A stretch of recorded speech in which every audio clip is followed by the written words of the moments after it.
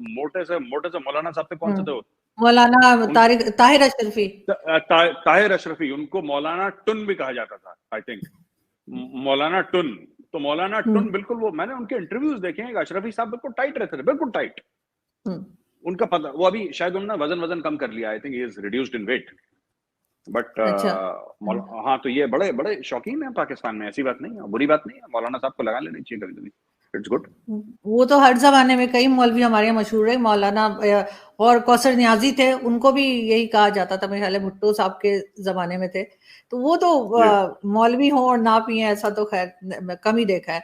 मगर साथ ये साथ अगर हम बात करें तो ये कहा ये जाता है, चाहे हथियार हो चाहे ड्रग्स हो, पाकिस्तान में यही कहा जाता है कि जी हमने तो कुछ नहीं किया, ये सब चीजें तो हमारे पास अफगानिस्तान से आती हैं।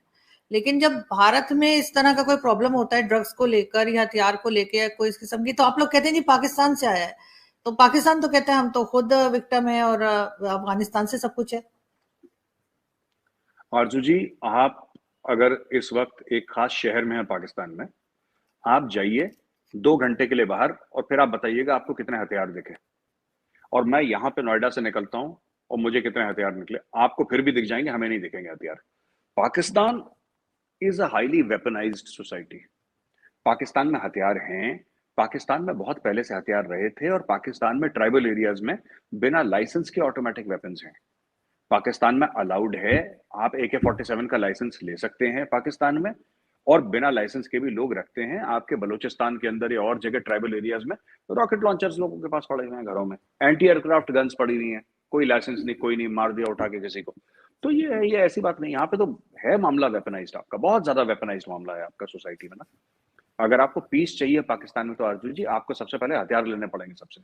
Only the state should have weapons, और रेयर केस में किसी को आपने वेपन दे दिया तो दे दिया, वरना people should not have weapons. ये गलत है बहुत ज्यादा। इससे इससे कुछ नहीं होगा, इससे परेशानी ही होगी अर्जुन जी, इससे परेशानी अभी ही होगी आपके स्टेट में। जी, अभी जैसे स्वात का इलाका है पाकिस्तान में, आप जानते होंगे, वहां पे जी जी। बहुत ज्यादा केसेस बढ़ते चले जा रहे हैं टेररिज्म के। आपके ख्याल से इसकी क्या वजह हो सकती है? क्योंकि ऑलमोस्ट 193 केसेस 3 मंथ्स में रिपोर्ट हुए हैं, छोटे बड़े सब हर तरह के मिलाकर, और साल में तो कह रहे कि शायद 339 या 338 ऐसे करके कुछ फिगर आ रहा है। तो वहां पे ये चीज जो है, बहुत एक जमाने में पहले भी स्वात में बहुत ज्यादा इशू रहा था, और अभी दोबारा से ये चीज शुरू हो रही है, उसका क्या रीजन हो सकता है? नहीं, रीजन क्या है अर्जुन जी की, आप देखिए ना, वो होना ही है वहां पे। ये देखिए, जो आपने बीज बोया है ना, तो वही तो पेड़ निकलेगा। अगर आप बबूल का पेड़ का बीज बोएंगे, कीकड़ का पेड़ का बीज बोएंगे, तो ऐसा तो नहीं कि उसमें से आम या कोई संतरे निकलेंगे, उसमें निकलना तो वही बबूल है, कीकड़। मैं ये कहना चाह रहा हूँ आपको कि ये जो पूरा एरिया है यहाँ के मदरसे ट्राइबल एरियाज के, इन्हीं लोगों को तो जिहाद के लिए तैयार कराया गया था। यहीं के तो मौलवी साहिबान जो कहते थे कि जन्नत जाओगे और ऐसा मिलेगा, दूध शहद की नदियां मिलेंगी, ये सब तो यहाँ आपने एक सोसाइटी को वेपनाइज करा। आपने एक पूरी उस जमाने में उस एरिया की, मैं सिर्फ सवात की बात नहीं कर रहा, मैं पूरे ट्राइबल एरियाज की बात कर रहा हूँ। Why should we talk only about SWAT? I'm talking about entire tribal area. Entire tribal area को आपने वेपनाइज करा, आपने उनको एक खास दिमाग दिया, एक खास सोच दी उनको, और उस खास सोच का नतीजा है आज की तारीख में कि वो लोग ऐसा कर रहे हैं। वहां पे एक्सेप्टेबिलिटी भी है, लोग प्रोटेस्ट भी कर रहे हैं, जो ज्यादा लोग परेशान हो गए। But you can not calibrate terrorism. आप ये नहीं कह सकते कि जब दहशतगर्दी होगी तो फिर इतनी होगी और इतनी नहीं होगी। वो तो जब होती है फिर होती है। ये सब जितने भी लोग हैं, आज पाकिस्तान कहता है कि Pakistan has been a victim of terrorism, ऐसा पाकिस्तान कहता है। लेकिन वो टेररिस्ट कौन है? वो तो पाकिस्तानी है, और पाकिस्तान ने एक खास मकसद से टेररिज्म को जन्म दिया था। एक खास मकसद था, एक पॉलिटिकल मोटिव था पाकिस्तान का कि ये मुजाहिदीन हैं, ये गाजी हैं, ये जाके लड़ेंगे अफगानिस्तान में, कश्मीर में। अब कश्मीर में कुछ कर नहीं पा रहे, अफगानिस्तान में तालिबान आ गया, वो नाचेंगे कहाँ पे? उनको नाचना तो पाकिस्तान के बीच में ही है। भाई, आपने उनको टैलेंट क्या दिया? आपने ये थोड़ा ना बोला कि हम तुम्हें, आ जाओ हम तुम्हें वेल्डिंग सिखाते हैं, या आ जाओ हम तुम्हें सिखाते हैं कि गाड़ी गाड़ी की मेंटेनेंस कैसे करनी है, मोटरसाइकिल की मेंटेनेंस कैसे करनी है। आपने ये तो नहीं सिखाया उसको कि वॉशिंग मशीन कैसे बनाते हैं या एसी की रिपेयर कैसे करते हैं। जिस आदमी को आपने साल दर साल सिर्फ लड़ना सिखाया, आपने उसको जंगजू बनाया, आपने उसको बोला कि असला जो है वो मुसलमान का जेवर है, तुम जिहाद की राह पे चल रहे हो, आपने उसको स्टोरी वही सुनाई। अब वो 30-40 साल का हो गया, उसको सिर्फ यही आता है Arjun ji, he only knows how to press the trigger. उसका और कोई टैलेंट है नहीं, उसका और कोई स्किल सेट है नहीं। वो करेगा क्या? वो यही करेगा जो साथ में हो रहा है, यही करेगा भाई। ठीक। वो कुछ सिखाया वो गया है ना। लेकिन साथ साथ ये भी कहा जाता है कि जाहिर है कि वो अफगानिस्तान के ऊपर भी बात जाती है, लेकिन इंडिया के ऊपर भी बात आती है कि कहीं ना कहीं फंडिंग हो रही है, कहीं ना कहीं इंडिया इन्वॉल्व है। ये बात भी बार बार मीडिया में बताई जाती है और हमारे जो मिनिस्टर्स हैं वो भी बात करते हैं। मैंने अभी आपके रिसेंटली किसी भी मिनिस्टर का मैंने बयान नहीं सुना कि इंडिया फंडिंग कर रही है। हाँ, मीडिया वाले कहते हैं, मीडिया वालों को वैसी नॉलेज वॉलेज नहीं होती, वो तो पाकिस्तान में ऐसे ही बोलते रहते हैं, उनका they don't have any database, तो ऐसी बात करते हैं। इंडिया कहाँ से फंडिंग कर रहा है इंडिया, और क्यों करेगा? आप खुद सोचिए ना। मैं आपसे एक सवाल पूछता हूँ अर्जुन जी, आप एक पाकिस्तानी सिटीजन है, मैं हर एक पाकिस्तानी से आपके आपके शो के माध्यम से पूछना चाहता हूँ।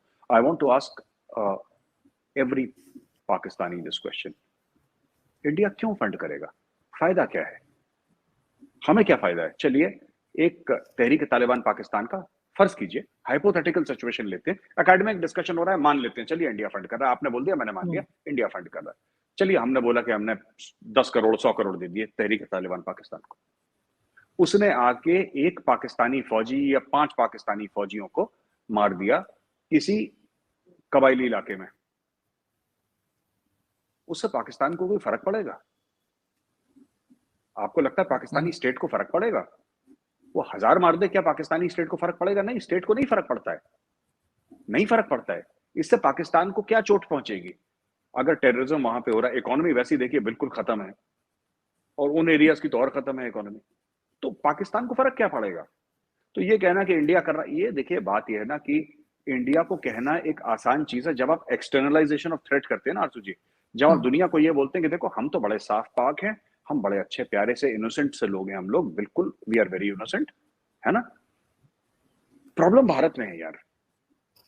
अगर अगर भारत नहीं करता ना तो हम लोग सुपर पावर होते, हम लोग सिंगापुर से आगे पहुंच जाते। तो आपने लोगों को बोल दिया कि तुम नालायक नहीं हो, तुम बहुत अच्छे लोग हो, लेकिन बाहर से साजिश है। मैं ये कहना चाहता हूं कि भारत को कोई जरूरत नहीं है साजिश करने की, आपके खुद पाकिस्तानी का सबसे बड़ा दुश्मन पाकिस्तानी है। मैं आरजू जी आपको एक बात बता रहा हूं, बड़ी जिम्मेदारी के साथ बोल रहा हूं, पाकिस्तानियों का सबसे बड़ा दुश्मन पाकिस्तानी है।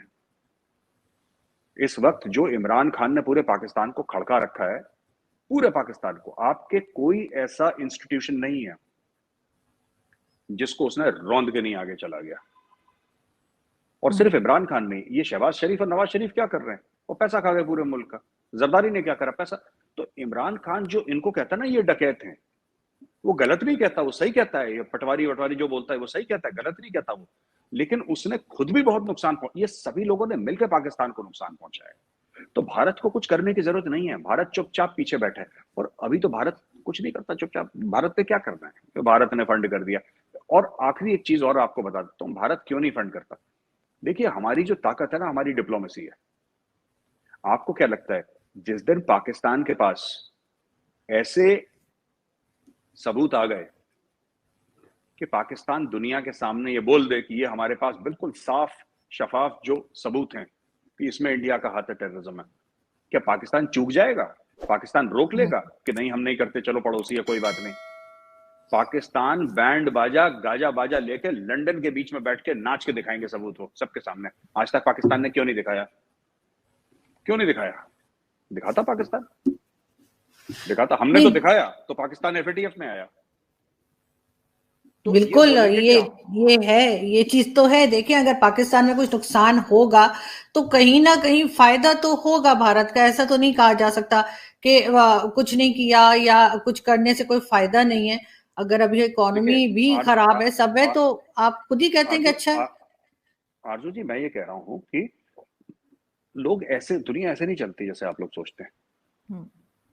अगर आप कहते हैं भारत ने टेररिज्म फंड करा, तो दुनिया कहती है प्रूफ लाइए अपने सामने, लाइए दिखाइए,